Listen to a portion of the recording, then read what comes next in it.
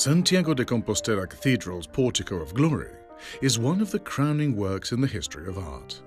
A monumental environment with the mission of uplifting the spirit through the medium of our senses, transporting it from this world down below to the glory at the end of days.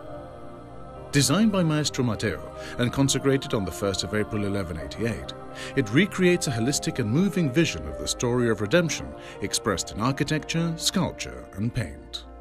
Starting with the Old Testament period, portrayed on the left-hand arc, it proceeds to the era that began with the birth and passion of Jesus Christ, depicted on the right-hand arc, before culminating in the second coming of Christ on the central tympanum, where the resurrection of the dead and the Last Judgment usher in God's eternal kingdom. The sculpted figure of St. James the Apostle, one of the great artistic masterpieces of its day, occupies a privileged position. The saint receives visitors entering his house seated on a bishop's throne, his left hand resting on a toe-shaped cross that tops the crosier of the archbishops of Santiago de Compostela, and his right holding a scroll bearing the message Misit me Dominus, the Lord has sent me, in reference to his work as an evangelist in Spain. In common with other landmark monuments that form part of our universal heritage, the Portico of Glory is in a critical state of conservation, affected by a well-advanced and clearly accelerating process of deterioration that requires urgent action. One of the consequences of this process is the almost total loss of the polychrome that once decorated the sculpted reliefs. On the right-hand pillar, we can see the apostles that were closest to Jesus: St. Peter with his keys, St. Paul holding an open book, and St. James himself, turning his head slightly towards his brother St. John, as if starting up a conversation. This side of the portico reveals the worst decay as a result of rainwater filtering down from the rooftops over the years, which has had a serious effect on the stonework. Most of the carvings have been made in granite, a stone that is porous and therefore sensitive to the action of water.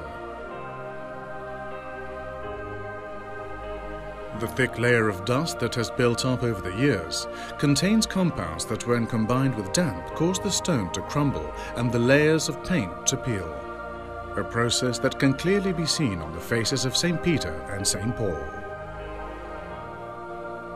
The study and analysis currently being carried out have revealed the seriousness of this process, which has speeded up dramatically in recent years. In this short period of time between 1992 and 2009 alone, the polychrome of St. Peter's face has undergone a profound deterioration, bearing eloquent witness to the urgent need to preserve our heritage.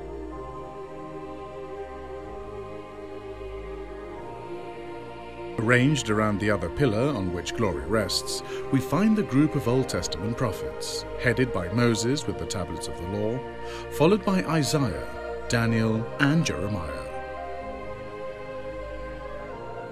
A point to note is the intensity of emotion expressed by figures such as that of Isaiah, and the important role played in this respect by polychrome, remains of which can still be seen on his face. Next to Isaiah, there stands the famous figure of Daniel, with his emblematic smile.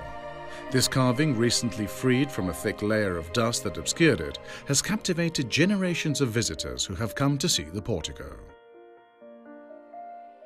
Christ is portrayed in majesty, surrounded by the 24 elders of the Apocalypse with their musical instruments, and flanked by the 4 evangelists, each decorated with a layer of gold and shown writing on a sheet of parchment that rests on the symbol of their gospel.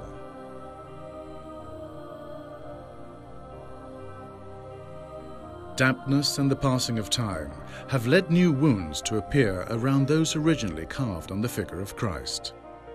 In this case, they affect the stone itself, forming an evocative image that helps us to meditate on the responsibility we bear towards the preservation of our artistic heritage.